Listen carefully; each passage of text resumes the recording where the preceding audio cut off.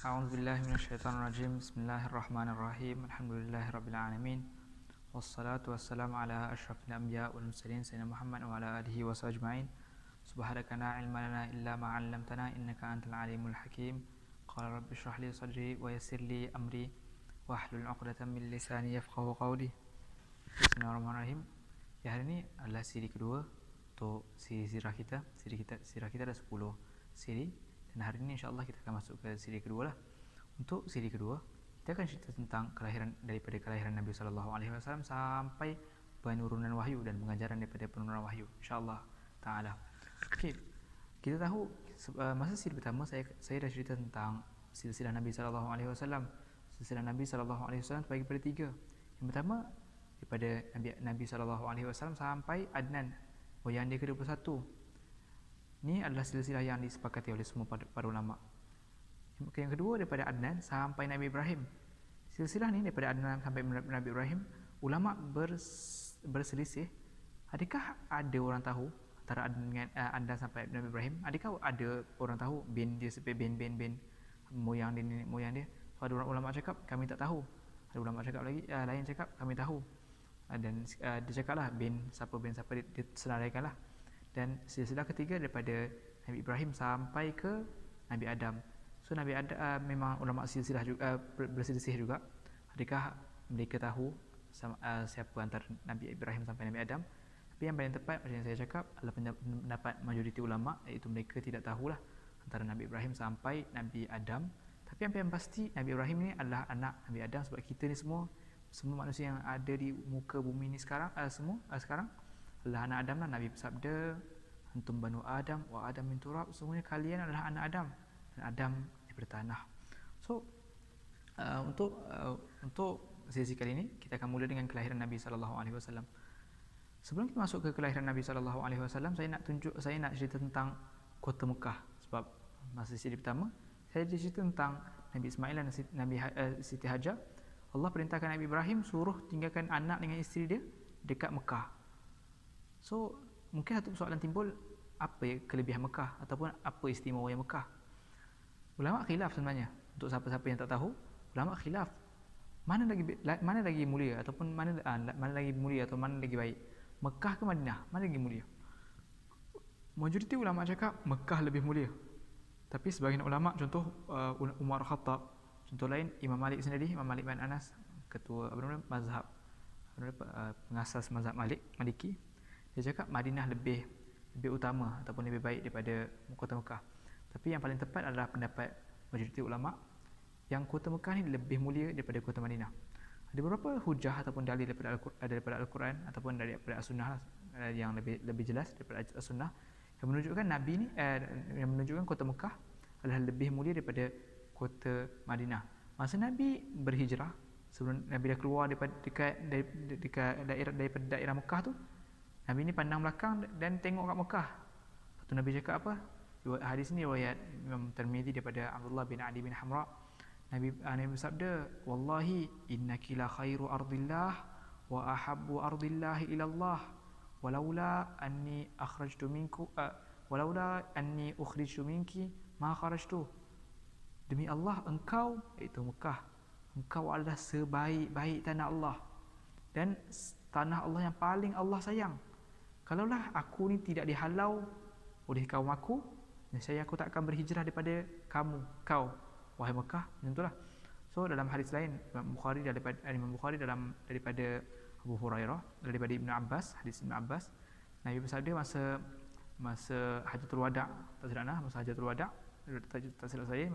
Nabi bersabda, inna hadzal balad harramahu Allahu yawma khalaqas samawati wal ard fahuwa haramun ila yaumil qiyamah. Sungguhnya tanah ini adalah suci sejak mana Allah ciptakan langit dan bumi, dan kesuciannya berterusan sampai hari kiamat. Dan riwayat lain, fahuwa haramun ila yaumikum hadza fi syahrikum hadza fi baladikum hadza. Nak tunjukkan juga betapa mulianya Mekah. Mekah ni Allah ada khususkan satu surah yang namanya Al-Balad. Al-Balad dalam bahasa Arab negeri. Dan negeri kat sini, kat surah ni maksudnya Mekah. Maksudnya Mekah ni ada satu surah untuk dia. Madinah tak ada, kota Madinah. Tapi itu tak menunjukkan fadilat kota Madinah, tak. Inilah tak bagus. maksudnya kota Madinah ni tak ada fadilat lah. Apa yang saya nak buktikan adalah Mekah lebih mulia daripada Madinah. Dan dalam surah At-Tin Tuhan berfirman, inna hadzal baladal amin, sungguhnya ini Tuhan berfirman, wat-tini waz-zaitun wa turi sinin wa hadzal baladul amin, dan ini adalah kota yang penuh keamanan, iaitu Mekah. So Allah tunjukkan Al-Quran, Nabi jelaskan Al-Sunnah yang kota Mekah ni lebih mulia daripada kota Madinah. Satu persoalan yang timbul, kenapa kota Mekah ni ataupun bumi yang paling mulia dekat muka bumi ni, Allah jadikan dia kat tempat yang tak ada pokok sama sekali. Masih siri pertama saya dah cakap, saya dah nukilkan doa Nabi Ibrahim, Allah nukilkan sendiri dalam Al-Quran, surah Ibrahim. Nabi Ibrahim berdoa, Allah berfirman menukilkan doa Nabi Ibrahim, Rabbana inni askantu min zurriyati biwadin ghairi dhi zar'. Wahai Tuhan, aku tinggalkan zuriat keturunan aku kat satu lembah yang tiada pokok sama sekali. Kenapa Allah jadikan, soalan kenapa Allah jadikan Mekah ni tak ada pokok? Tak ada air. Kalau Zamzam tak ada, tak ada air.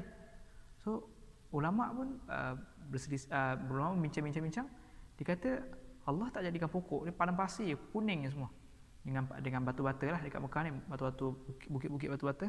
Allah ni tak jadikan dia ada banyak dia ada sungai lah, ada laut ke, ada hutan ke, supaya apa? Supaya semua orang yang datang Mekah datang dia sebab nak beribadat, bukannya benda lain.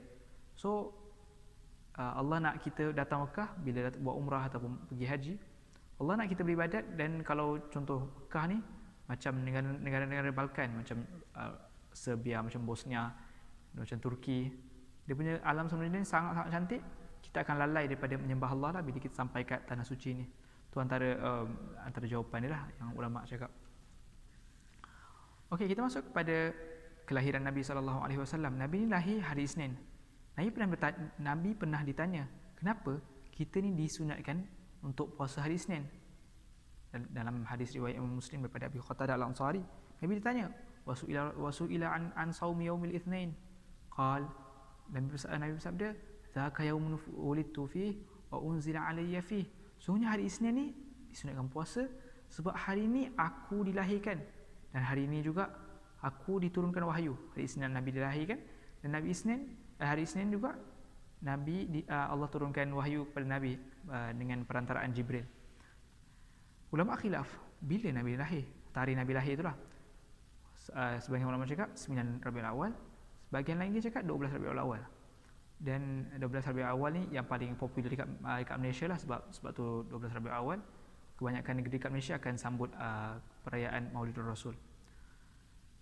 Dan antara kisah menarik tentang kelahiran Nabi, masa Nabi lahir, masa Nabi tu keluar dari perut mak dia, keluar cahaya yang memancar sampai nampak istana-istana dekat Parsi, dekat Rom sana tu besar sangat dia punya cahaya.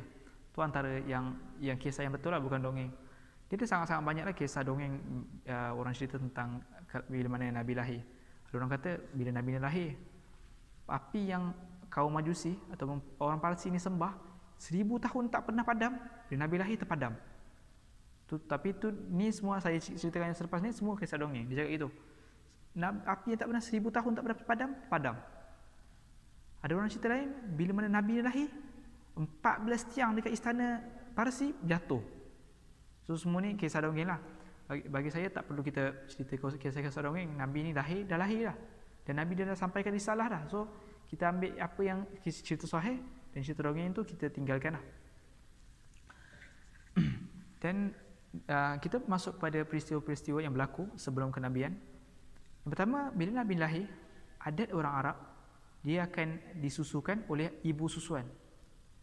Nabi ada 2 ibu susu. Yang paling popular kita tahu Halimatus Sa'diyah. Tapi mungkin ada yang tak tahu, sebelum Nabi ini disusukan oleh Halimatus Sa'diyah, dia ni disusukan oleh baginda disusukan oleh Thuwaibah Al-Aslamiyah. Thuwaibah ni adalah hamba perempuan kepada Abu Lahab, bapa saudara Nabi. Kita tahu Abu Lahab ni sangat-sangat jahat, sangat-sangat kejam. Tapi itu selepas Nabi diutuskan lah. Sebelum Nabi diutuskan menjadi Nabi, Abu Lahab ni sangat-sangat sayang Nabi ni, sebab dia anak saudara dia sangat-sangat sayang. Bila Nabi ni lahir, Abu Lahab suruh Thuwaibah ni susukan Nabi SAW. Nabi ni ada saudara sesusuan daripada Suhaibah. Antara saudara sesusuan daripada Suhaibah adalah Hamzah, yang kita tahu Hamzah bin Abdul Muttalib. Yang kedua Abu Salamah Al-Makhzumi. Lepas tu Nabi diambil oleh, secara ringkas ni, Nabi diambil oleh Halimatus Sa'diyah dan dibawa ke tempat dia lah. Halimatus Sa'diyah ni kampung dia dekat-dekat dengan Taif. Dia ni orang Badui kita tahu selalu berpindah rendah. Tengok ada air ataupun ada tempat makanan ataupun rumput untuk kambing-kambing dia ataupun lembu-lembu dia boleh makan, dia pindah lah. Dan daripada Halimatus Sa'diyah ni Nabi juga ada banyak keluarga susuan ataupun adik susuan, antaranya Nabi Syaimak, yang lain Abdullah bin Harith dan Abu Sufyan bin Harith dan lain-lain lah. Dan antara benda yang berlaku ataupun peristiwa yang menarik yang berlaku masa Nabi ni berada di rumah Halimatus Sa'diyah. Halimatus Sa'diyah ni mendapat keberkatan daripada Nabi ni sendiri. Bila Nabi ni ada susu dekat kambing ataupun susu dekat tempat susu kambing tu, tiba-tiba banyak. Susu kambing ni banyak, susu lembu dia banyak, susu unta dia banyak. Susu unta yang dia naik tu, masa dia datang ke Mekah, unta dia sangat-sangat kurus, sangat-sangat lemah. Bila Nabi nak balik Taif, tiba-tiba unta dia jadi unta yang paling kuat, paling semangat, paling laju banding unta-unta yang lain. Antara peristiwa yang berlaku dekat rumah Halimatus Sa'diyah, malaikat datang masa kecil-kecil, Nabi tengah main dengan kawan-kawan dia. Ada malaikat datang, 2 malaikat datang. Dia jatuhkan Nabi. Lepas tu dia belah perut Nabi, dia ambil hati Nabi. Lepas tu dia basuh dengan air Zam-Zam. Dan kita kena tahu peristiwa ni berlaku 2 kali. Ada orang ingat sekali je. Pertama berlaku di rumah Halimatus Sa'diyah ni masa Nabi kecil. Yang kedua berlaku masa Isra' Mi'raj, masa Nabi diangkat ke langit. Sebelum Nabi diangkat ke langit, malaikat belah dada dia, ambil hati, lepas tu basuh dengan air Zam-Zam. Disebabkan Nabi ni dibelah perut, lepas tu hati ni dibasuh dengan air Zam-Zam, kanak-kanak tadi dia bagi tahu mak dia. Lepas tu dia cakap apa? Dia cakap dengan Halimatus Sa'diyah apa? Budak-budak ni cakap apa? Wahai Halimatus Sa'diyah atau wahai ibu, Muhammad dah mati. Ada orang belah perut dia, lepas tu basuh hati dia. Lepas tu Halimatus Sa'diyah pun bergegas keluar nak cari Nabi Muhammad. Siapa yang pergi belah perut Nabi Muhammad? Dia ambil hati Nabi Muhammad, lepas tu basuh guna air apa dia basuh ni. Lepas tu dia keluar-keluar, Nabi ni malaikat dah tak ada, muka Nabi pucat. Halimatus Sa'diyah takut. So disebabkan ketakutan Halimatus Sa'diyah, dia pulangkan Nabi SAW ke pangkuan ibunya semula. So dan Nabi pulang ke pangkuan ibu dia, umur dia 4 tahun. Nabi ni berada bersama ibu dia kejap je, 2 tahun. Dan dia tak banyak peristiwa yang dinukilkan oleh para ulama antara Nabi dengan ibu dia, sebab sangat-sangat kecil, tak tahu siapa, tak ada orang yang diriwayatkan antara kisah Nabi dengan ibu dia. Nabi ni masa 4 tahun kembali ke ibu dia. Lepas tu 6 tahun ibu dia pergi ke Madinah nak ziarah kubur ayah dia, sebab siri pertama saya dah cakap ayah dia meninggal dekat Madinah. Dalam perjalanan pulang daripada Madinah, ibu dia sakit dan meninggal di Abwa'. Abwa' ni antara tengah-tengah antara Mekah dengan Madinah. Maka Nabi Muhammad ni dijaga pula oleh atuk dia. Masa tu umur dia 6 tahun. Atuk dia sangat-sangat sayang Nabi Muhammad. Abdul Muttalib ni sangat-sangat sayang Nabi Muhammad. Dan atuk ni ada satu firasat.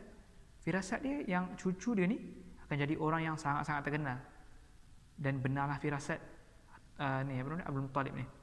Abdul Muttalib juga tak lama dengan Nabi Muhammad, tapi Nabi Muhammad sangat-sangat appreciate, sangat-sangat menghargai apa yang atuk dia bagi, apa yang atuk dia bagi kasih sayang kat dia sangat-sangat appreciate. Malah dalam perang Hunain, Nabi ada bersyair, dia cakap ana nabiyyu la kadhib, Nabi Abdul Muttalib, sungguhnya aku ni seorang nabi dan bukan seorang penipu, dan aku ni adalah anak Abdul Muttalib. Dia tak nisbahkan pada ayah dia Abdullah, dia cakap anak Abdul Muttalib sebab dia dapat kasih sayang yang sangat-sangat banyak daripada Abdul Muttalib. Dan Abdul Muttalib ni meninggal cepat juga. Dia meninggal masa tu umur dia 8 tahun. Selepas kematian atuk dia Abdul Muttalib, Nabi ni dijaga oleh bapa saudara yang masyhur. Semua orang tahu Abu Talib nama dia. Masa ni umur dia 8 tahun. Abu Talib ni menjaga Nabi Muhammad macam mana dia jaga anak kandung dia sendiri. Antara kisah yang berlaku tentang yang berlaku masa Nabi Muhammad bersama Abu Talib. Abu Talib ni masa Nabi Muhammad umur 12 tahun, dia ni panggil Nabi Muhammad untuk ajak Nabi Muhammad untuk bermusafir, untuk berdagang kat Syam. Nabi Muhammad ni first time ikut pedagang ke Syam lah masa tu. Umur dia 12 tahun. Masa dalam perjalanan, Kafilah ni pun berhenti rehat, untuk berehatlah, untuk makan, untuk qada hajat dan sekian. Tiba-tiba mereka ni berjumpa, secara ringkasnya mereka ni berjumpa dengan Buhaira, pendeta Nasrani. Buhaira ni bila tengok sifat Nabi, dia cakap dengan Abu Talib, wahai pak cik, bawa dia ni balik. Kalau orang Nasrani tahu dia ni nabi, akan jadi nabi, dia ni akan dapat satu kemasyhuran yang besar, dia pasti akan bunuh anak ini. Maka disebabkan itu Abu Talib bawa balik Nabi Muhammad balik Mekah. Dan Nabi Muhammad masa bersama dengan Abu Talib, dia ni kerja dia mengembala kambing. Dan mengembala kambing adalah satu pekerjaan yang sangat-sangat mulia. Malah Nabi cakap semua para nabi pernah mengembala kambing. Ma min nabiyyin illa waqad ar'aha. Semua tidak ada seseorang nabi pun kecuali dia telah mengembala kambing. Ada beberapa ayat dalam Al-Quran yang menunjukkan beberapa anbiya lah ataupun para nabi yang pernah mengembala kambing. Antaranya dalam surah Yusuf, Allah bersabda arsilhu ma'ana ghadan yarta' wa yal'ab. Dalam surah Taha, Nabi Musa cakap, Allah menghikayatkan kata-kata Nabi Musa, qala hiya 'asaya atawakka'u 'alaiha wa ahushu biha 'ala ghanami wa liya fiha ma'aribu ukhra. Dan dalam surah Qasas, Allah cerita tentang Nabi Shu'aib, dia cakap wa wajada min dunihim imra'ataini tazudan, maksudnya dia bawa kambing-kambing. Dia cerita tentang dua anak gadis Nabi Shu'aib. Antara peristiwa yang berlaku sebelum kenabian adalah perang Fijar. Perang Fijar dia berlaku antara dua kabilah Nabi dengan kabilah satu lagi. Satu persoalan mungkin timbul, kenapa dinamakan Fijar? Saya dah ulang banyak kali yang bahasa Arab ni, dia asalnya kebanyakan kalimah ni asalnya 3 huruf. Fijar ni kata asalnya 3 huruf. Fajara ni maksudnya buat maksiat atau fasik atau membuat satu kesalahan. Perang Fijar dinamakan Fijar sebab mereka ni berperang di bulan haram. Bulan haram ni ada 4 bulan, dalam 12 bulan ni ada bulan haram yang kaum jahiliah cakap kita ni tak boleh perang dekat bulan haram, kita haramkan peperangan. Tapi mereka ni berperang dekat bulan haram juga, sebab tu dinamakan perang Fijar. Dan antara yang berlaku sebelum kenabian adalah perkahwinan baginda dengan Khadijah. Masa tu baginda baru 25 tahun dan Khadijah telah berumur 40 tahun. Dan mahar yang Nabi bagi adalah 20 ekor unta. Dan anak-anak baginda semua daripada Khadijah, daripada seorang. Kita tahu anak Nabi ada 7 orang. Semua anak Nabi daripada Khadijah kecuali seorang, iaitu Ibrahim. Ibrahim daripada hamba perempuan Nabi, Maryam Al-Qibtiyah. Antara yang berlaku juga sebelum kenabian adalah renovation Kaabah. Renovation Kaabah ni berlaku masa umur Nabi 35 tahun. Kaabah ni bila Nabi Ibrahim bina, Allah perintahkan Nabi Ibrahim dan Nabi Ismail untuk bina Kaabah. Kaabah pun utuh dengan binaan Nabi Ibrahim lah. Tiba-tiba satu hari ada banjir datang menghancurkan Kaabah. Bila mana Kaabah ni hancur, ini terpaksa orang kaum musyrikin, kaum Quraisy atau orang Mekah mesti bina balik Kaabah. Diorang bina sampai siap, kecuali satu tempat Hajarul Aswad tu. Semua kabilah gaduh, aku yang nak letak Hajarul Aswad. Lepas tu last sekali secara ringkas, mereka jadikan Nabi SAW sebagai hakim. Dan Nabi telah melakukan satu benda yang keputusan yang sangat-sangat ajaib. Nabi bentangkan kain, dia letakkan Hajarul Aswad kat tengah-tengah tu. Setiap kabilah angkat tepi kain tu.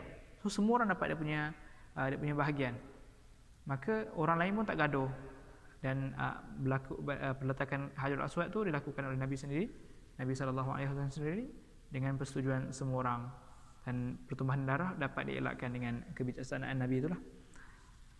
Masa Nabi umur 40 tahun, kita tahu semua, Nabi diutuskan wahyu. Allah suruh Jibril, dengan perkataan Jibril, Allah utuskan wahyu kepada Nabi SAW. Nabi ni masa umur 40, dia tengok orang Mekah buat banyak sangat kejahatan. Minum arak, menyembah selain Allah, berzina, banyak sangatlah, mencuri dan lain-lain. Dia ni beruzlah ataupun mengasingkan diri di Gua Hira. Gua Hira ni Nabi ni, ada orang tanya, apa yang Nabi buat kat atas tu? Ada sebahagian ulama cakap, Nabi ni kat atas tu beribadah dengan ibadah anbiya ataupun para nabi terdahulu. Sebab kita tahu orang Quraisy ataupun Quraisy kat Mekah ni, dia ni anak ataupun cucu cicit Nabi Ismail. Nabi Ismail ajar Islam. So mungkin ada lagi sikit ibadah yang masih kekal. Nabi Muhammad beramal dengan ibadah tu. Tapi apa yang pasti, Nabi Muhammad ni saya tak pasti adakah betul Nabi Muhammad beribadah dengan ibadah Nabi terdahulu. Tapi apa yang pasti, Nabi Muhammad ni duduk kat situ berfikir. Kena berfikir tentang umat dia, berfikir tentang orang Quraisy. Kenapa dia jadi macam ni?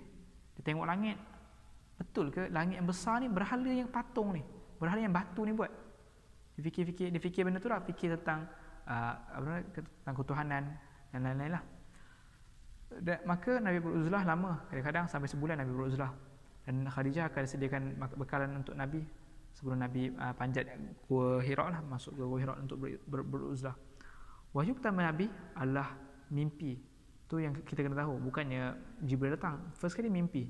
Mimpi 6 bulan cahaya fajar. Cahaya fajar memancar. 6 bulan macam tu. Sampailah satu hari yang Allah tetapkan, dikatakan 17 Ramadan. Saya tak pasti adakah betul 17 Ramadan tarikh malaikat Jibril turun bagi wahyu. Masa ada orang kata 21 Ramadan, ada orang kata 17 Ramadan. Dikatakan 10 Ogos 610 Masihi. Allah perintahkan Jibril untuk bagi wahyu kat Nabi. Dan wahyu tu semua orang tahu, surah Al-Alaq ayat 5 ayat yang pertama. Tuhan berfirman, Bismillahirrahmanirrahim. Iqra' bismi rabbikal ladzi khalaq. Khalaqal insana min 'alaq. Iqra' wa rabbukal akram. Alladzi 'allama bil qalam. 'allamal insana ma lam ya'lam. Masa Jibril datang kat Nabi, Jibril ni sebelum dia bagi wahyu kat Nabi, Jibril ni peluk Nabi kuat-kuat. Peluk kuat-kuat. Ni malaikat besar yang tu peluk Nabi kuat-kuat. Lepas tu lepaskan. Sampai Nabi tak ada nafas, tu lepaskan. Jibril cakap apa? Iqra'. Muhammad cakap, ma'ana biqari'.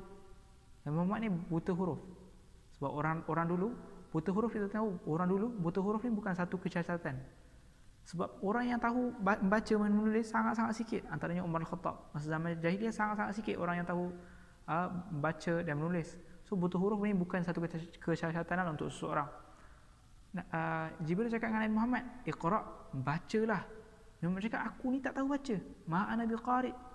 Bila Nabi Muhammad cakap ma'ana biqari', Jibril peluk sekali lagi. Lepas tu sampai Nabi Muhammad tak larat, Jibril lepaskan. Lepas tu dia cakap, Iqra', ma'ana biqari'. Dia cakap, bacalah, aku tak boleh baca. Dia cakap, Nabi Muhammad penat. Lepas tu peluk sekali ketiga. Lepas tu barulah bila lepaskan, bila Nabi Muhammad penat, tak ada nafas, Jibril lepaskan. Lepas tu Jibril sampaikan, Iqra' bismi rabbikal ladzi khalaq, sampai 5 ayat tu lah. Muhammad sangat-sangat takut. Dia bukan dia ulang balik Jibril cakap apa. Dia takut, apa ni? Orang peluk kuat-kuat. Aku ni nak mati. Siapa yang cakap Iqra' ni? Lepas tu disebabkan pelukan Jibril dan dia sangat-sangat takut, Muhammad berlari terus masuk rumah. Lepas tu dia cakap dengan Khadijah, wahai Khadijah, selimutkan aku. Lepas tu Khadijah pun selimutkan dia. Selimutkan sebab ketakutan lah. Lepas Nabi dah reda ketakutan dia, Khadijah bawa Nabi jumpa Waraqah bin Naufal. Waraqah bin Naufal ni sebagian riwayat dia cakap ini sepupu Khadijah. Dan riwayat cakap dia ni bapa saudara Khadijah. Waraqah bin Naufal ni seorang pendeta Yahudi, pendeta Nasrani. Dia ni belajar Injil dan dia hafal. Dia belajar Injil atau Taurat, saya lupa. Tapi dia hafal. Dan dia dikatakan dia mampu berbahasa Ibrani. Ibrani bahasa orang Yahudi lah. Dan dia ni pandai tentang kitab-kitab Samawi, kitab Injil dan kitab Taurat. Lepas tu Khadijah ceritakan dekat Khadijah bawa jumpa Waraqah bin Naufal. Waraqah bin Naufal cakap dengan Nabi Muhammad, ceritakanlah. Lepas tu Nabi Muhammad cerita dari A sampai Z. Lepas tu Waraqah cakap, hadha namus. Namus ni nama malaikat Jibril. Nama lain malaikat Jibril lah. Hadha namus. Namus ni buat apa? Dia dah datang kepada Nabi-Nabi sekali sebelum kamu. Maksudnya kamu ni Nabi. Lepas tu Waraqah cakap Waraqah cakap apa? Lam ya'ti rajulun qat bimithli ma ji'ta bihi illa 'udi. Tidak datang seorang lelaki yang bawa seperti mana engkau bawa dakwah ni kecuali ditentang. Maksudnya Muhammad cakap, Awa mukhrijiyahum, mereka nak keluarkan aku. Sebab Waraqah ni cakap masa akan datang orang Quraisy ni akan keluarkan Nabi Muhammad dari Mekah sendiri. Lepas tu Nabi Muhammad cakap, diorang ni nak keluarkan aku ni kan orang baik, aku ni kan orang panggil Al-Amin. Lepas tu diorang terkejut, Nabi Muhammad terkejut. Lepas tu Waraqah cakap yang kata-kata tadi lah, lam ya'ti rajulun qat bimithli ma ji'ta bihi illa udi. Datang seorang yang bawa dakwah macam mana kau bawa kecuali ditentang. So tu menunjukkan satu sunnatullah dakwah. Siapa yang berdakwah mesti ditentang. Siapa yang tak ditentang maksudnya dia belum lagi bawa dakwah. Lepas Nabi ni dapat wahyu daripada Jibril, malaikat Jibril. Wahyu ni pernah terputus sekejap. Ada ulama cakap 10 hari, ada ulama cakap 12 hari, ada ulama cakap 15 hari. Malah ada ulama sebagian ulama cakap 3 tahun terputus. Lepas terputus tu turunlah surah Al-Muddathir. Secara ringkasnya beberapa pengajaran kita boleh dapat daripada kisah penurunan wahyu sendiri. First kali Nabi Muhammad ni beruzlah. Pengajaran first, Nabi Muhammad ni beruzlah bukan untuk jadi seorang rasul. Sebab apa saya cakap Nabi Muhammad ni beruzlah bukan untuk menjadi seorang rasul? Sebab kalau betul Nabi Muhammad ni beruzlah untuk menjadi seorang rasul, dia ni tak akan takut, balik rumah takut. Sebab kalau betul Nabi Muhammad ni nak jadi rasul, peluklah aku lagi, bagilah Quran lagi, aku nak jadi rasul. Malah Nabi Muhammad ni takut. Namun Nabi Muhammad ni takut, bukannya suka, takut. Maksudnya Nabi ni beruzlah bukan untuk menjadi rasul. Pengajaran kedua yang kita dapat, pelukan Jibril terhadap Nabi Muhammad tu, apa sebab dia? Mungkin orang tanya, kenapa Jibril nak peluk Nabi Muhammad? Bagi je dah wahyu terus. Antara sebab dikatakan ulama cakap, antara sebab Jibril peluk Nabi ni kuat-kuat, supaya Nabi ni sedar yang Nabi ni bukan berkhayal. Ni betul-betul ni bukan berkhayal. Sebab kita tahu kadang-kadang orang berkhayal, dia fikir ada orang dapat datang wahyu lah. Sebab tu banyak Nabi palsu sekarang. Islam ayah pin dan lain-lain. Bila orang peluk kuat-kuat sampai kita rasa semua benda. Kadang-kadang kalau dalam cerita, kalau kita nak tahu kita nak khayal kita, kadang kita cubit diri kita. Aku ni sakit ke tak? Kalau sakit tu betul lah tu. Betul lah benda tu berlaku. Jibril peluk 3 kali sampai Nabi Muhammad fikir, aku ni tak berkhayal. Dan betul lah ada orang datang dan bagi wahyu kat dia. Tu pengajaran kedua. Pengajaran ketiga, kita kena tahu perasaan takut dan muka pucat bukan benda yang boleh kita buat-buat. Bukan kita boleh tiba-tiba, aku ni pucat muka, nak buat pucat, macam mana nak buat? Benda yang tak boleh buat. Dan ketakutan Nabi dan kepucatan muka Nabi tu menjadi satu burhan atau dalil yang menunjukkan Nabi ni beruzlah bukan untuk jadi rasul. Antara pengajaran lain yang boleh kita dapat adalah peranan seorang wanita dalam dakwah. Kita tengok Khadijah. Nabi suruh Khadijah ni selimutkan diri, Nabi suruh Khadijah selimutkan diri dia sebab dia takut. Khadijah lakukan tanpa ragu-ragu, tanpa tanya kenapa, terus buat. Tu menurut peranan Khadijah ataupun keistimewaan Khadijah sendirilah. Sebab tu Nabi Muhammad sangat sayang Khadijah. Nabi Muhammad tak pernah poligami masa mana Khadijah masih hidup kat muka bumi ni. Dan Nabi Muhammad ni selalu ingat Khadijah. Aisyah cerita tentang Khadijah. Aisyah cerita dalam hadis sahih Muslim, aku ni kahwin dengan Nabi selepas kematian Khadijah, lepas 3 tahun selepas kematian Khadijah baru Nabi kahwin dengan Aisyah. Aisyah cerita, aku ni tak pernah cemburu dengan perempuan selain Khadijah, walaupun dia dah meninggal 3 tahun sebelum aku kahwin dengan Nabi. Tapi Nabi ni bila dalam perkahwinan dengan Aisyah, Nabi selalu cerita, Khadijah ni selalu buat sekian, Khadijah ni baik, Khadijah ni sekian. Nak menunjukkan Nabi ni sangat sayang Khadijah. Sampai Nabi kahwin dengan orang lain pun Nabi masih ingat Khadijah. Antara pengajaran lain kita dapat daripada peristiwa wahyu ni adalah kita ni sebagai pendakwah ataupun seorang muslim perlu berakhlak dengan akhlak seorang muslim paling kurang perlu berakhlak dengan akhlak seorang manusia. Sebab sebahagian orang berakhlak dengan akhlak seorang manusia, bukan muslim, manusia pun dia tak buat. Dia ni ingkar cakap mak ayah, bila dia janji tak tepati, dia selalu khianati dan lain-lain. Sebab Nabi Muhammad ni sebelum dia jadi Nabi 40 tahun sebelum dia jadi Nabi tu, orang dah gelar dia Al-Amin. Sebelum dia jadi Nabi, orang dah gelarkan Nabi Muhammad ni Al-Amin. So tu antara pengajaran lain lah. Dan antara pengajaran lain juga tentang sunatullah yang saya dah cakap sebelum ni. Sunatullah dakwah, siapa yang buat dakwah pasti dia tentang. Sebab apa? Sebab tu adalah sunatullah dakwah. Macam mana Waraqah bin Nawfal cakap, lam ya'ti rajulun qat bimithli ma ji'ta bihi illa udi. Tidak ada datang seorang macam mana yang kau bawa wahai Muhammad kecuali ditentang. Maka saya rasa cukup sebab masa pun dah habis. Masa pun dah singkat. Tak memadai untuk saya sambung pengajaran tentang penurunan wahyu. Maka saya harap dengan daripada siri kedua ni, daripada kelahiran Nabi sampai penurunan wahyu, pengajaran daripada penurunan wahyu, tuan-tuan puan-puan boleh ambil sedikit ibrah ataupun sedikit pengajaran daripada apa yang saya ceritakan daripada siri kedua. Moga-moga tuan-tuan puan-puan dapat manfaat daripada siri kedua ni lah. So wabillahi taufiq wal hidayah. Assalamualaikum warahmatullahi wabarakatuh.